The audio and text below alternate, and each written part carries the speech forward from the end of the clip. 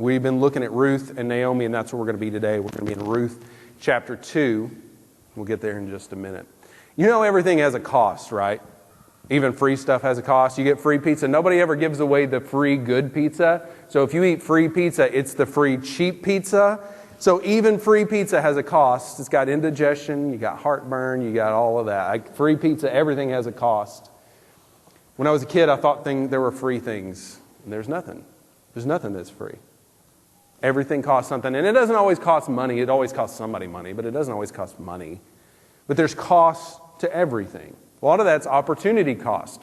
Nate and I drove back yesterday. Spent a long time talking about the pros and cons of buying new cars versus used cars and hybrids versus, regular cars, whatever they are, internal combustion engines. We talked about that a lot.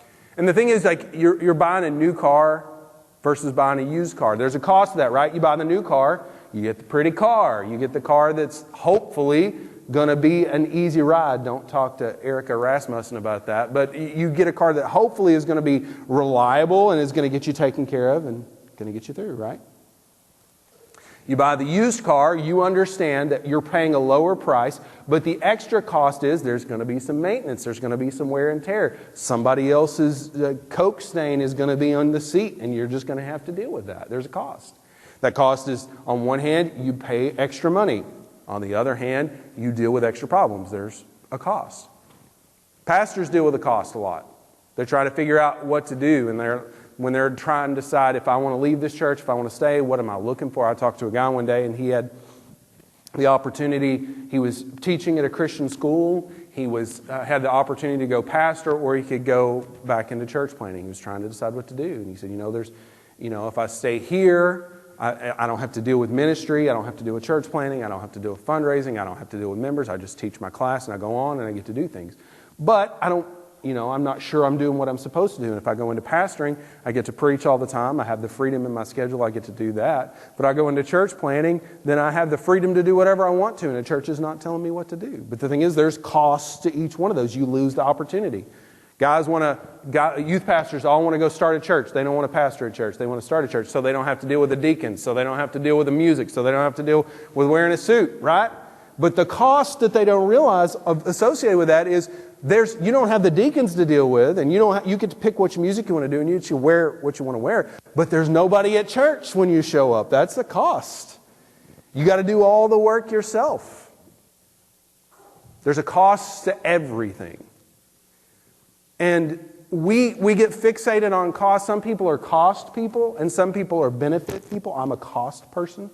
Like I'm thinking about what it's going to cost me and what it's going to take and what opportunities I'm not going to have because of the cost. Other people are benefit people, and they don't care about the cost. They just see all that they're going to get out of it, and they think about the cost when they have to pay for it later. But the thing is, we have to consider with everything both the cost and the benefit. Ben, why are you talking about this? Because this is a biblical topic. This is the thing that Jesus actually said himself, is that you have to consider the cost of everything. Specifically, you need to consider the cost of what it takes to follow Jesus. Jesus was given his sales pitch. He's good at everything, but he would not have been a great salesman. Jesus was given his sales pitch on what it takes to follow him, and this is what he said in Luke chapter 14, verse 26. He said, "If anyone comes to me and does not hate his own father and mother and wife and children and brothers and sisters, yes, even his own life, he cannot be my disciple. Whoever does not bear his own cross and come after me cannot be my disciple." Jesus. I get what you're saying, but you got to do a soft sell. Like when AT&T wants me to get a phone, they don't tell me the real price. There's a little piece of paper with a fake number that doesn't mean anything. It's just, $26 a month. Like, oh, that sounds like a good deal. Turns out that's a lie. AT&T is a liar. They're going to get you. I hate that company. There's all this stuff on top of it, right? Jesus, you're not supposed to tell everybody this. Jesus said, no. If you don't hate everybody else, you can't follow me. Like, well, Jesus, I'm not supposed to hate people either. And you're not. This word hate is a Greek word that can mean, I think I looked it up again to make sure I remember. I think it's misegi. This word can mean hate. It can mean detest. But what it also can mean, and what it really probably should be here, is to love less or esteem less. So I'm going to give you the Ben's translation here, okay? Luke chapter 14, verse 26, interpreting that word the way I think they should have interpreted it. If anyone comes to me and does not love his own father and mother and wife and children and brothers and sisters, yes, even his own life, less than he loves me, he cannot be my disciple. If you're not willing to put Jesus above all those other things, then you cannot be his disciple. And that's when everyone left, right? They're having this service. He's been feeding people. He's doing all this stuff. They're following along, having a good time, about to have a revolution and make him king. And he says, if you don't value me over everything else, you can't be my disciple. We're like, we did not know that was the cost. We didn't know that was what it was going to take. Now, what I think is interesting about verse 27 is he says, whoever does not bear his own cross and come after me cannot be my disciple. This isn't going to be helpful to you, but I think it's funny that how confused the disciples must have been by this. Because I read this and I think, oh, Jesus went to the cross. He's talking about, he bore the cross and they're going to have to bear the cross. Jesus had not been to the cross yet. They have no idea what a cross has to do with Christianity. They're just confused. Like, cross? What are you talking about? They're going to find out later. I'm sure this came up later. But he says, if you're not willing to pick up whatever God lays on you and value that over all these other things, you can't be my disciple. And this is what he says in verse 28. For which of you desiring to build a tower does not first sit down and count the cost, whether he has enough to complete it? Said, following me has a cost. And I'm just going to tell you straight up, right now, up front. This is what it costs. You have to be willing to give up everything, including your own life, in order to follow me. And I want you to think about that, because I don't want you showing up because of the music, and I don't want you showing up because of the fellowship, and I don't want you showing up because of the fishing trip. That's not what I want you showing up for. I want you to show up and understand that this has a cost. And I don't want you being one of these people that starts building a tower and you get halfway through building the tower and realize you didn't have enough money to finish it, and you have to quit. If you're going to have to quit halfway through because you're not willing to pay the cost, then leave now and save everybody some trouble. Otherwise, when he's laid a foundation and is not able to finish, all who see it begin to mock him, saying, this man began to build and was not able to finish. 2008 came, right? Anybody live in Northwest Arkansas in 2008? All these houses, it's like it is now, all these houses. I remember specifically over by the Thornton's house, there's that rock wall, and it looks like you're going into some manor because there's this huge estate, and they were going to build all these houses. And 2008 came, and everything collapsed. And you drive through there, and it's a testament to their shame, right? Because even still, they've not filled that subdivision up, and there's just these grand walls and these gates and all this stuff that they weren't able to finish. It's a testament to the failure. He said, I don't want you to be like that. You need to know now what it's going to cost and be willing to pay it. Or what king going out to encounter another king in war will not sit down first and deliberate whether he is able with 10,000 to meet him who comes against him with 20,000. And if not, while the other is yet a great way off, he sends a delegation and asks for terms of peace. So therefore, any one of you who does not renounce all that he has cannot be my disciple. There is a cost to following Jesus. And I'm not talking about having to miss out on sleeping in on Sunday mornings. And I'm not talking about having to give 10% of your income. That's not what I'm talking about. The cost to following Jesus is putting him above all else and being willing to follow when he says that. Now, we've been talking about Ruth. And the question, you could easily ask the question, what does this have to do with Ruth? Because Ruth is Jesus' great-great-great-great-great-great-great-great-great-grandmother somewhere down the line, right? His earthly grandmother. And you say, what does this have to do with, because she's not talking about, that Romans are not around, there's no crucifixions, there's no crosses. This is 1,100 years before the birth of Jesus, and 1,130 years before he said it. So what does this have to do with Jesus? The thing is, this is what Jesus said is not like he didn't establish a new law that had never been there before, but this is always what it's meant to honor God. And the thing is, sometimes we honor God without knowing it. This is what Paul said in the book of Romans. He was talking about the Gentiles, the people that did not have the Jewish law. And the Jews would look down on them and say, they can't serve God because they don't have the law. But this is what Jesus said. Romans 2:14. Jesus didn't say this. Paul said it. Romans 2:14. For when the Gentiles who do not have the law by nature do what the law requires, they are a law to themselves, even though they do not have the law. What he says is, doing the right thing honors God, whether you know that you're honoring God or not. Doing what God would have you do, whether you know He was going to have you to do or not, is God honoring. We talk about bearing your cross and say, well, somebody at work, they don't like it that I wear Christian t-shirts, but I'm going to do it anyway. I'm bearing my cross. Like somebody at work, they don't like that I listen to this music, but I'm going to do it anyway. I'm going to bear my cross. And, okay, we can have a conversation about that. But what Jesus was talking about was honoring God with your life no matter what it costs. And that's exactly what Ruth did. And I think there's a great example for us about what it is to follow Jesus in what Ruth did. We've looked at the first chapter of Ruth for 2 weeks, so I'm not going to read through that again and talk to you about that again. I'll just recap. Elimelech and Naomi, happy young couple, get married, have 2 boys.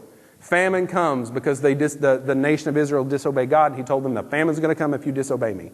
Instead of repenting and turning back to Him as He told them to do, they left and went to the land of Moab, which is another country, a place that oppressed them and had a different god, Shamash. And they went to that place because they did not trust God to provide for them or take care of them, but they instead trusted Shamash to do that. So they went there. While they're there, Elimelech dies. Now it's just Naomi and the 2 boys. 2 boys get married. They pick out 2 Moabite girls named Orpah and Ruth. Not supposed to do that because the Jews are not supposed to marry outside their religion. They're not supposed to marry outside the culture, but the whole point of that is to not marry outside the religion. That's what it is. So they marry these 2. And then the 2 boys die, Mahlon and Chilion. They both die. Now it's Naomi, and she's got Ruth and Orpah, and she's supposed to take care of them. She doesn't know how to do that. Just in time for it to not mean anything to them, the famine ends. And Naomi decides to go home. So she takes Ruth and Orpah. She starts to go back home. She realizes halfway through this trip, I should not take these girls with me. It's their responsibility to take care of me. It's my responsibility to take care of them. This is how the social contract works. But this doesn't make any sense. I should not drag them into what I'm about to go into. So she says, go home. And they both said, no, we're not going to go home. And she said, yeah, go home. And Orpah says, all right, I'll leave. Going home. But Ruth says, no, I will not go. I'm adopting your God right now. I'm adopting your people. And I swear by your God that I really don't know anything about, but that I will follow from now on. I swear by Him that I will not leave you. And when you die, I'll stay in that same spot so that when I die, I can be buried next to you. And may God strike me down if I don't keep this oath. We look at the costs that Ruth paid to follow, and we see that it's similar to what Jesus talked about. The cost that Ruth paid. She lost her family, right? She left her mom. If you've ever had to move, it's not as big of a deal for guys generally. If you've ever a guy that has had to move your wife away from her mom and dad, you know what that's like. To leave. She didn't live in that house anymore. She was more part of her in-laws' family than she was part of that family legally. But she had to make a decision to leave her family. She paid that cost. And the thing is, what makes it worse, it would have been better if Orpah had come too.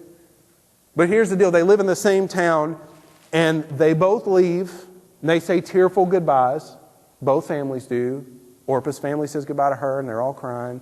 Ruth's family says goodbye to her, and they're all crying. And they leave town, and then Orpah comes back, and they're like, oh, Ruth must be coming back too. Surely, where's Ruth? And Ruth has to, this isn't in the text, but Ruth has to lay there at night thinking about the fact that her mom knows that Orpah came back and she didn't. That she chose to stay.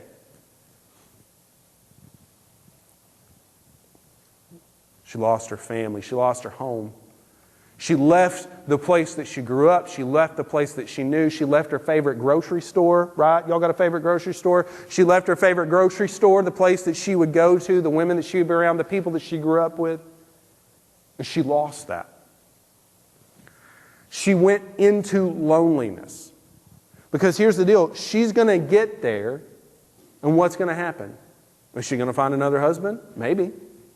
Maybe not. What's that husband going to be like? Nobody knows. Because the families would arrange the marriages, and it was based on what they had to offer each other. And what does Naomi have to offer anybody? Nothing. She doesn't get Elimelech's land. She's not going to have anything to offer. So if she gets married, it's because a guy takes pity on her, or a guy wants her for an alternative reason. And there's a good chance that she'll never have a husband. She voluntarily walks into poverty because they have no way to take care of themselves, no skills, no land, no assets. And she voluntarily walks into poverty. And the thing is, she walks into danger. It's not just like, well, life is going to be hard. She's going into danger. First of all, she's a foreign woman from an oppressive nation going into a nation that hates people like her. They just hate her. And the way the government was structured there, if you didn't have family to stand up for you, if you didn't have a clan to back you up, people could do whatever they wanted to you. And there was justice, but nobody who was there to pursue it. She's walking into danger. We're going to look in chapter 2. And Boaz is going to talk about the danger that there is for her there. And how he's told men to leave her alone. Because a strange woman by herself, a young girl by herself with no family, no clan, no protection, is going to be raped in the woods. That's what's going to happen. She's going to be beaten and she's going to be robbed. And so she has to stay where everybody can see what's going on. And even then it might not work out for her. She chooses to pay this cost of losing her family, of losing her home, of having just loneliness because she could get there or never get married. She could get there and Naomi could die and she could be stuck in a foreign country alone. She walks into poverty with no way to provide for herself, and she's going to have to go work in the fields now to try to make something work out. And when she goes out to work in the fields, she is going to be in danger every moment of every day. Jesus said, "Whoever does not love me more than he loves his family and even his own life cannot follow me." And can you think of a better example of what that looks like than this? Because she walked away from everything. She paid this huge cost to do what was God honoring. Whether she knew it was God honoring or not, she was doing what was God honoring. And the cost to not do it would have been a lot less. The cost to not do the right thing would have been a lot less. Because she could have stayed at home. She would have got a husband. He would have been like a second or third tier husband. He wouldn't have been a top tier husband. But she would have had a husband, and she would have been around her mom, and she would have had her favorite grocery store, and she would have been in her own clan, and she wouldn't have been in danger. The cost would have been a lot less, but the thing is, we can't just include the cost. We've got to talk about the benefit. The biggest cost to Ruth to stay home and do the easy thing would be to miss out on everything that God was planning to do for her. It's not just the cost that you pay up front, but it's the cost of what you miss out on when you don't follow what God is telling you to do. Because we're going to read through 2, and what we're going to see is that God is going to bless her and reward her and protect her and make up all these costs and even more. And what she doesn't know is she's willing to pay all these things. But if she'd taken the easy route, if she'd taken the cheap route, she would never have known what she actually paid. Because she never would have seen what it was that God wanted to do. Ruth chapter 2, starting in verse 1. We're going to look and see what God did when she was willing to pick up her cross and follow what it was that God wanted her to do. Naomi had a relative of her husband's, a worthy man of the clan of Elimelech, whose name was Boaz. And Ruth the Moabite said to Naomi, that's just the first verse, it's just prepping you for what's about to happen. Ruth the Moabite said to Naomi, "Let me go to the field and glean among the ears of grain after him, in whose sight I shall find favor." Now, gleaning, there's harvesting and there's gleaning. Harvesting is when you go through with a sickle or you go through with whatever you've got and you get everything. Gleaning is cleanup. Gleaning is following along behind the harvesters and picking up the stuff that was left. And one of the cool things that God did, he had said, I'm giving everyone, all of my people, I'm giving you all of you land so that no one will ever be in poverty. There's no reason, if you will listen to me and you will obey me and you will make good decisions, none of you will ever be in poverty because I'm giving you this land.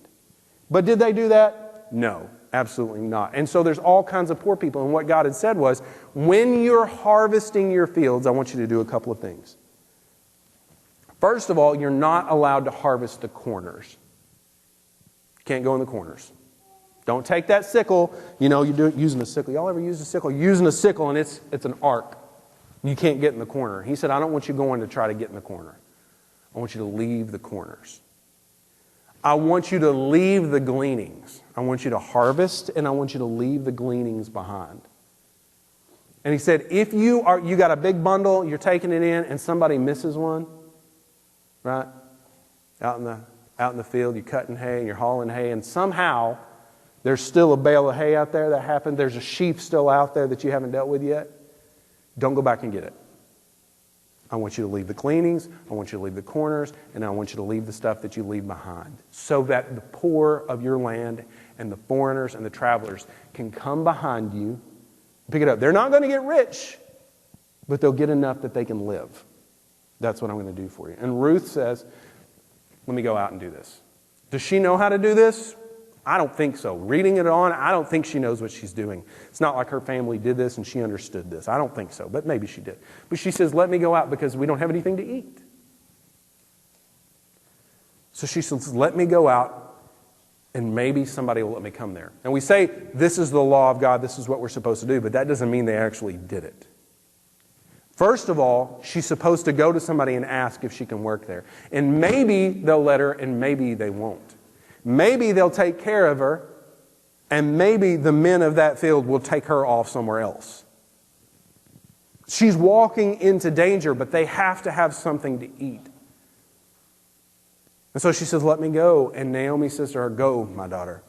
So she set out and went and gleaned in the field after the reapers, and she happened to come to the part of the field belonging to Boaz, who is that clan of Elimelech. And I don't know what it's like for Naomi or for Ruth. I don't know what it's like to be a woman. I don't know what it's like to be a young woman. I don't know what it's like to be a young woman alone in a field full of men and not knowing what they're going to do. And you're nervous and you're shaking and you walk up to that first guy and you're like, can I please just follow y'all around? Like, what's he going to do?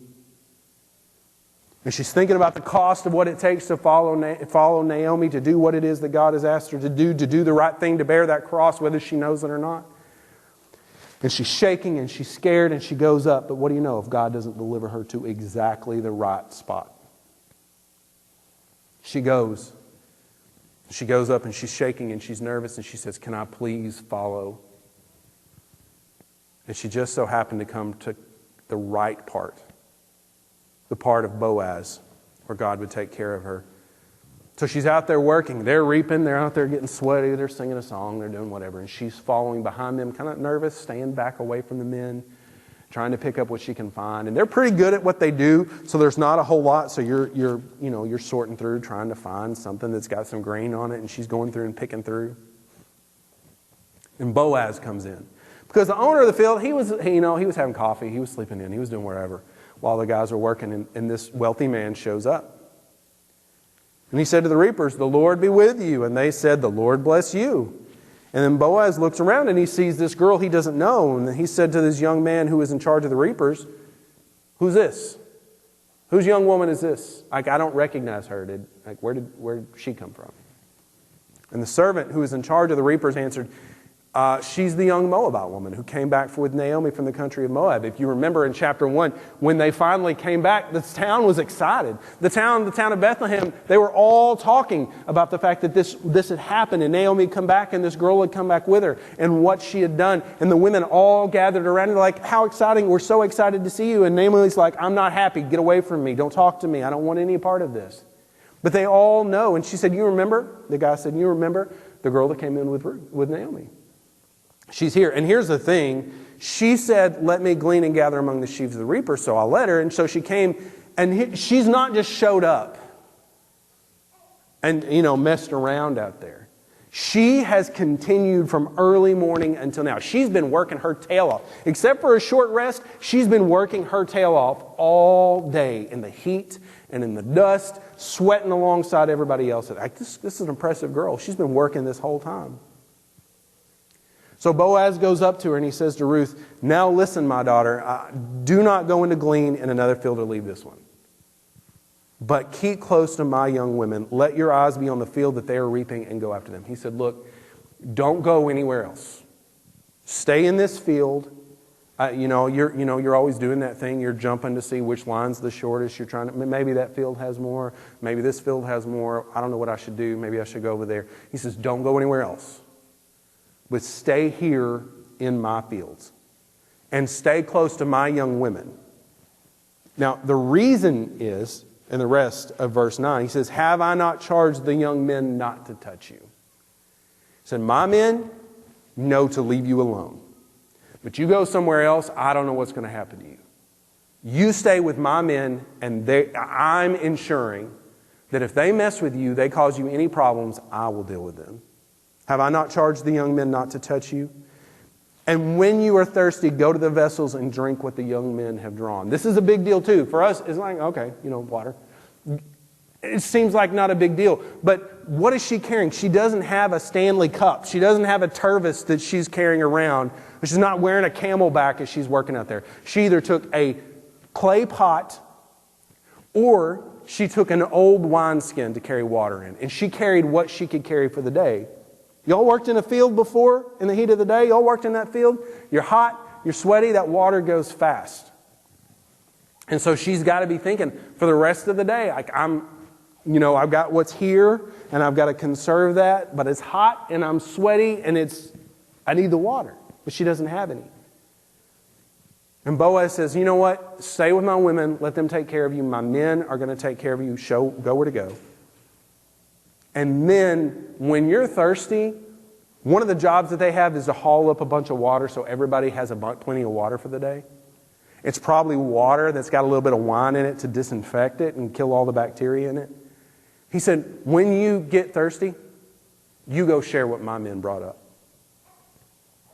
This doesn't seem like a big deal to us, but I want you to think, this doesn't seem like a big deal right now, but I want you to imagine yourself at 11 o'clock after working for 5 hours in the heat. Maybe you've never done this before. Sun's blazing down. You're not just hot, but you're sweaty. You've got all that grass sticking to you. You're hot and you're gross and you're out of water. And this guy says, "You know what? I'm taking care of you for the rest of the day. When you're thirsty, go get what you need." She's walked away from all of these things, and yet God is meeting every need that she has. She goes into a field and she's scared about what's going to happen. She can be beaten. She can be raped. What's going to happen to her in this field? She doesn't know. But God takes her to the exact right place. She has given up her safety in order to bear her cross, and yet God has moved her into safety. She's given up provision of her father's house in order to bear her cross, and yet God is providing for her every step of the way. She left her community, the people that knew her, the people that she grew up with, to go into another place, and the first thing that happens when she walks into a new town is God gives her the reputation of the Moabite girl who's impressive and who works hard and who takes care of her mother-in-law. God is meeting all of these needs. And here's the thing that we're not going to get into today. But God, she paid this cost of loneliness, of not knowing what life is going to be like, of not knowing whether she's ever going to have a husband, of paying that cost for the sake of bearing that cross. And the field that she walks to first off is the field of the man that she's going to marry.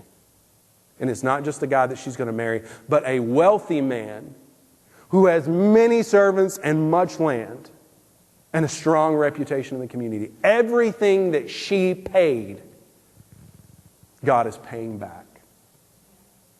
She fell on her face, bowing to the ground, and said to him, "Why have I found favor in your eyes, that you should take notice of me since I'm a foreigner?" And this is what he said. Boaz answered her, "All that you have done for your mother-in-law since the death of your husband has been fully told to me, and how you left your father and mother and your native land and came to a people you did not know before. I have heard the story of the cost you've paid to bear this cross. I have heard this story. Everybody's talking about it. And here's what's going to happen. The Lord repay you for what you've done. That cost that you paid to bear that cross, I'm praying that God repays you for that. And I'm going to work to participate in that. And a full reward, not just paying it back, but that you be given a reward for bearing that cross. And it be given to you by the Lord, the God of Israel, under whose wings you have come to take refuge. Not only will you receive back what it is that you've paid to Him, but you're going to receive a reward. And I want to bless somebody that God is getting ready to bless. She said, I have found favor in your eyes, my Lord, for you have comforted me and spoken kindly to your servant, though I am not one of your servants. That's the conversation. She goes back to work, but then lunchtime rolls around, and at mealtime, Boaz said to her, he goes back over to her in the field. She's sitting off by herself. She's got whatever kind of bread they could scrape together. She's got a crust, like a stale loaf of bread or whatever it was that they had. She's sitting by herself, and he says, come here. We got fresh bread. Eat some of this bread and dip it in the wine to restore you. So she moves into this community. After having left the community to do the right thing, to bear the cross that had been laid before her, she moves into this community and is not just eating the food of the poor. She's not just getting by, but she's having the food of the wealthy shared with her. She sat beside the reapers, joined a community after she'd lost one, and he passed her roasted grain. She's not just eating bread and wine anymore, but she's been given the fruit of the harvest is being shared with her. Fresh cooked, hot grain passed over to her, and she eats. And she eats and eats and eats until she is satisfied and even had some left over. How much food did they have when they walked from Moab back to Bethlehem? We don't know, but we know that they were poor. How much food had she had before she worked up the courage to go out into the fields and get food? We don't know, but she'd been poor. But now she eats till she is filled. She offered herself up to poverty for the sake of the right thing. And now God is handing her more food than she can eat. When she rose to glean, she gets up to go back out and get some work done. Boaz looks at his young men and says, let her glean even among the sheaves, and do not reproach her. See, they were supposed to, the gleaners would stay behind the reapers. The reapers would get out ahead and they would get everything. But this is why I think Ruth didn't know what she was doing. Because when the gleaners would get ahead, they would get into the standing grain. The other guys would knock them back and say, get back there where the poor people are supposed to be. Get back there and get the stuff that we leave behind. This belongs to the master, but this stuff out here is what he leaves for you out of his kindness. He said, she doesn't know what she's doing, but don't say anything to her. Let her get ahead of you into the sheaves. Don't reproach her. And I want y'all to intentionally forget some. Pull out some of the bundles for her and leave it for her to glean. Do not rebuke her. Y'all just do a bad job in front of her, okay? Leave some of this behind so that she can get more than she should be able to get. And she gleaned in that field until evening. And then she beat out what you glean. You get the stalks, right? And the stalks have the grain on the end. So you take them and you lay them out. And then you just beat them with something. And what happens is the chaff rises up and blows away and the grain comes off and you gather up the grain. That's what they would do. So she goes out. She's excited. It's been a good day. Worked out way better than she thought it was going to be. Nobody took her off into the woods and did anything to her. It's been a great day. And she goes over to get what she's getting. And she beats out what she's gleaned. And it was an ephah of barley. Does that mean anything to anybody? No. If you Google what's an ephah of barley, you'll say, well, it's about 3/8 of a hin, which is also not helpful. So I did some research and some math to figure out what this is. This is 40 pounds of grain. 40 pounds. Okay, that's a lot of grain. How much is it? I don't know what that means. All right, just some quick Googling. A serving, a modern American serving, which is probably larger than what they were eating, modern American serving is about a cup of uncooked barley. 3 cups a day for 2 people. She's harvested in one day, her first day, enough food for them to eat 3 meals a day for 20 days. And it will probably go farther than that. She paid this cost. She said, this is what it's going to take to do the right thing. This is what it's going to take for me to bear the cross that's been laid before me. So I'm going to give up my family. I'm going to walk away from my family to bear this cross. I'm going to walk away from my home to bear this cross. I'm going to walk deliberately into a situation of loneliness, and I don't know how that's going to work out to bear this cross. I'm going to walk into poverty to bear this cross, and I'm going to walk into danger, and I don't know what's going to happen to me. But this is the right thing to do, and I'm going to do it. She could have stayed home with mom, and she could have married a second or third tier husband. She could have gotten by. She could have been okay. But instead, she was willing to pay the cost, and what she reaped was the benefit of honoring God. And what she would have missed out by paying that lower cost and staying home and doing the safe thing, she would have missed out on what God was about to do. Because what God's about to do, He's about to give her a family. Boaz is going to be her husband. Just a couple of chapters down the road, she's going to marry Boaz.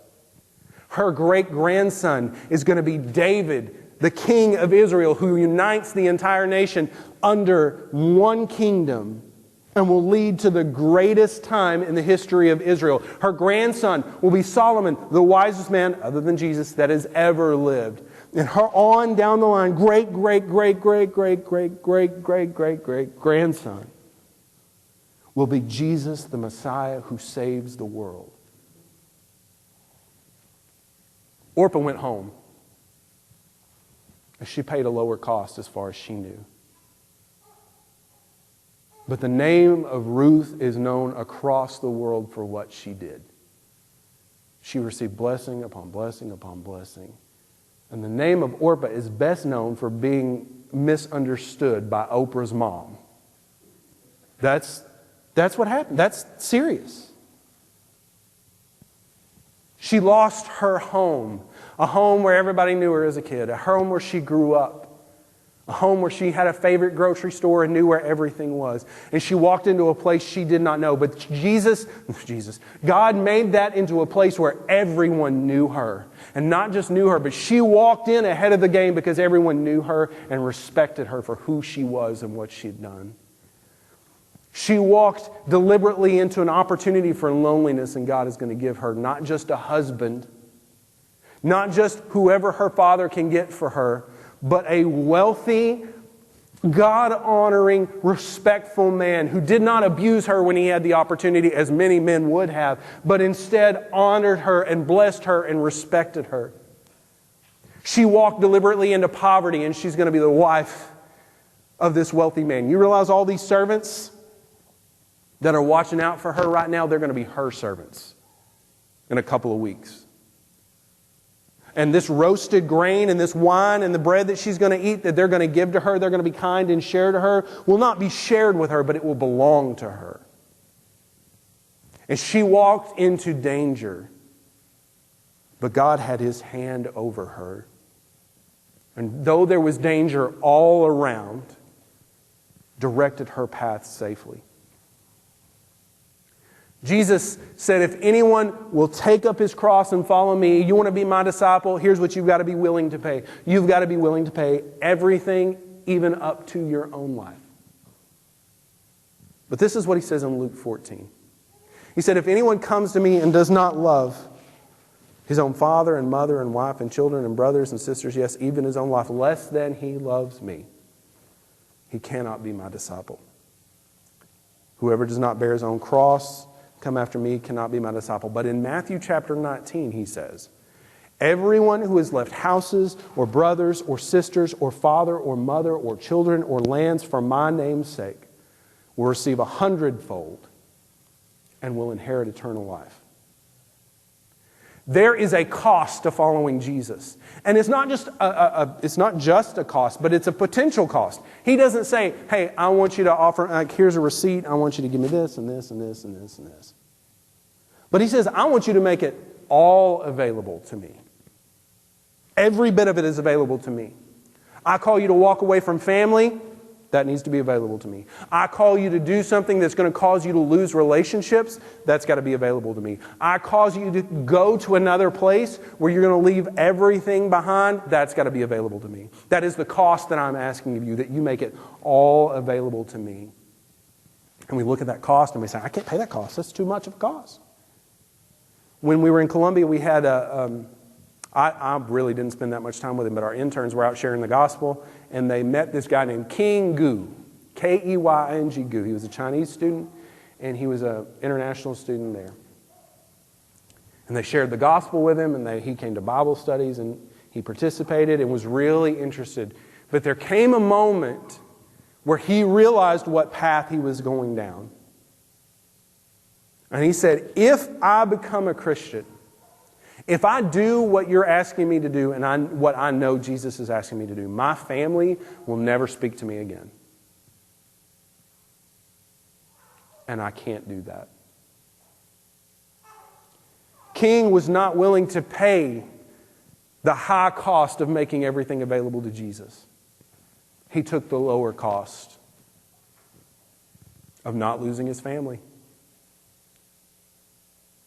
But what did he miss out on because he wasn't willing to pay that price?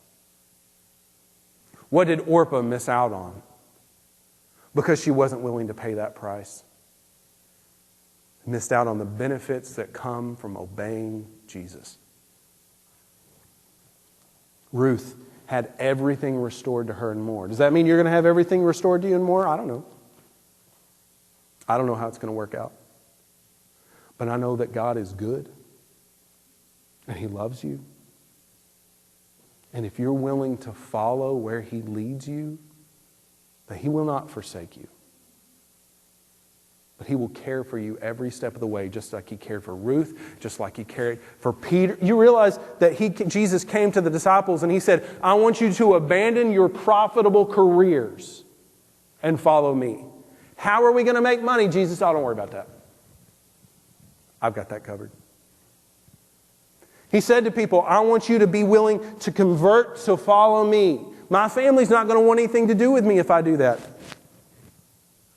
What matters more? Over and over and over, Jesus has said to people, even before Jesus was here, Jesus has said to people, pick up your cross and follow me. Because if you're not willing to lay down everything else to follow me, then you're not going to be a follower of mine. And there are billions and billions of people throughout history have chosen the lower cost. But by choosing the lower cost, they have missed out on eternal benefits, far beyond their wildest dreams, that were within their grasp. Now, I don't know what your cross is. I don't know what Jesus is asking you to do right now, and I don't know what cost it is that you're not willing to pay.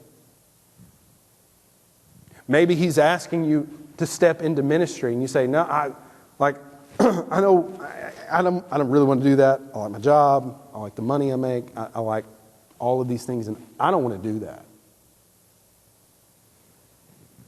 If Jesus is calling you into ministry, there are tremendous costs. But there are benefits that you will never know unless you're willing to follow in faith. Maybe He's not calling you to do that, but maybe He's calling you to make another decision.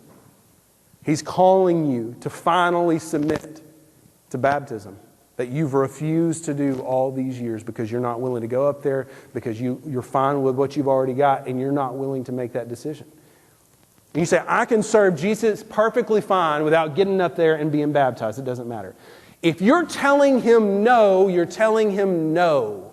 And it doesn't matter how you think you can serve Him if you're willing to tell Him no in this one area. Pick up your cross and follow Jesus. Maybe there's an issue in your marriage, and He's saying you've got to lay down your pride. You've got to lay down what you're holding out on. And you've got to step up and be the husband or the wife that I've called you to be in this marriage. This is what I've called to you. Maybe it's taking care of a mother-in-law. Maybe it's taking care of in-laws. Maybe it's taking care of family. Maybe it's stepping up and stepping out and sharing the gospel in that place. I don't know what it is. But my prayer for you is that God would make it clear what it is that He's asking you to do. and that you would count the cost. You wouldn't ignore it, but you would look firmly at what it is that you have to be willing to give up to obey Him. But that you would do it anyway. Everyone who has left houses or brothers or sisters or father or mother or children or lands for my name's sake will receive 100-fold and inherit eternal life. He will not leave you hanging. He will take care of you. But if you decide that you're not willing to lay everything down to follow Him, then what you're deciding is that you want to take care of yourself. And Orpah, I'm sure she went home and she married an okay guy, and I'm sure that she spent time at home for Christmas, and I'm sure that she was around, and she got to go to her favorite grocery store, and she didn't miss out on all of that. But she didn't get anything close to what Ruth got when Ruth was willing to step out and pick up her cross no matter what it cost her.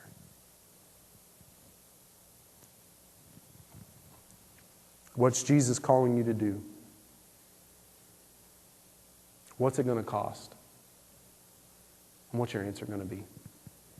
Our Heavenly Father, we come before you now, and I thank you for this story. Lord, as I look at this story and I look at the cost that this girl was willing to pay, Lord, I see it reflected throughout all the stories that I know. I see it reflected in the life of my grandparents. I see it reflected in the life of missionaries. I see it reflected in the life of people who don't hold any position in the church but are simply obeying you and making sacrifices every day for your sake. I see this reflected. And the thing that I see reflected is not just the cost, but it's the repayment over and over and over. The repayment of your goodness. The repayment of far beyond what it is that they lost. And the repayment through eternal life, Lord, of what you've offered.